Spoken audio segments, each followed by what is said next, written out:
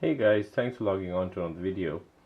And this video is about high-end versus independent wristwatches. Since I got the Patek Philippe and I've done a couple of videos and made a few posts, a lot of people have been asking me, oh, well, what's next? And oh, will I get a Lange & Söhne next, or will I get an FP Jones next, or will I go for something even more sort of, you know, obscure. Well, first of all, there's nothing that I want at the moment. I believe in getting a watch and enjoying it, or at least I try to. And after a long, long time, I'm very happy to say that I'm no longer searching on Chrono24 and YouTubing and looking for a specific watch. I Before I got this watch, I was constantly on. I was looking at the Jaeger LeCoultre Perpetual. I was looking at FP Jones, Chronometre Sauvignon. I was looking at Lange & Söhne, Saxonia's 1815s. But after I got this, all that stopped. My browsing on Chrono24 and all other watch platforms has reduced even more because I'm happy. I'm happy with this latest addition to the collection, and this is something that I wanted for a while, and I'm really enjoying it. But I suppose I do have to answer the question of where do I go from here? Well, at the moment, I don't see me going anywhere, but if I did have to go to the next level of watches, it would have to be a grand complication or a complication. And it's really difficult because when you're talking at 20, 30, 40, 50,000 dollars, euros, pounds, your options are insane. You have some amazing high-end watchmakers, and today I'd like to maybe quickly talk about and compare some of them. um, well, first of all, we have to address this big elephant in the room. When you're talking about 30, 40, 50,000 euro watches, value and value retention is significant.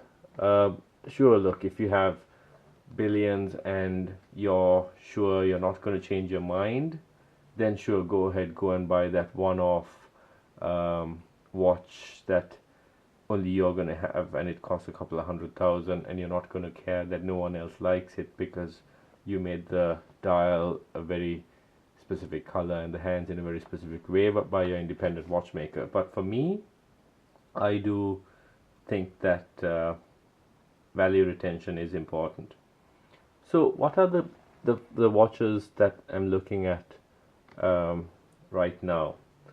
Or well, that I would be considering right now if I had to start thinking of adding another watch. Well, the obvious choice for me is the Patek Philippe 5140. It is a stunning, stunning, stunning wristwatch. It is a Patek Philippe perpetual calendar, very similar to this case. It's a simple Calatrava case, but of course it's a Patek Philippe perpetual calendar. And why the Patek Perpetual instead of, say, the JLC Perpetual? Well, the JLC Perpetual is in gold probably 30,000. The Patek is probably around 50, over 50. But Patek Philippe is so well known for perpetual calendars that you really can't ignore them.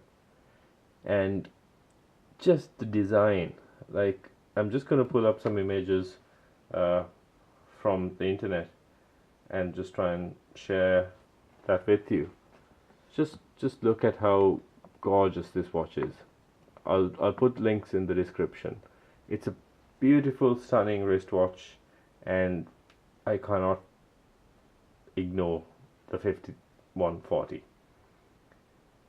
But when you're talking about that kind of money, you do have to consider other brands. A Lange & Söhne Datograph, FP Jones has plenty of watches in that price range, and again, FP Jones perpetual calendars are very reasonably priced.